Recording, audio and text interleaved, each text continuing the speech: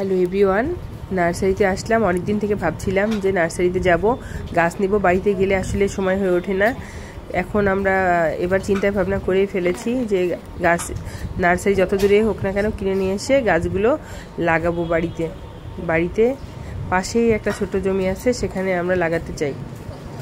নার্সারিটা ছিল আমার শ্বশুরবাড়ি গ্রাম থেকে একটু বেশি, আশেপাশে কোনো নার্সারি ছিল না, তো অনেক দূরে আসতে হয়, সবাইকে এখানে আসতে হয় যারা গাছ কিনে আর কি।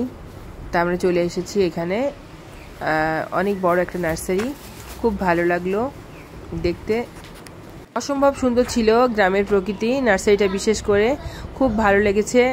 আর গ্রামের বাড়িতে গেলে আমার এদিকে ওদিকে খুব ঘুরতে ইচ্ছা করে, না ঘুরলে মনে হয় ঘোরাই হলো না, বেড়ানোই হলো না।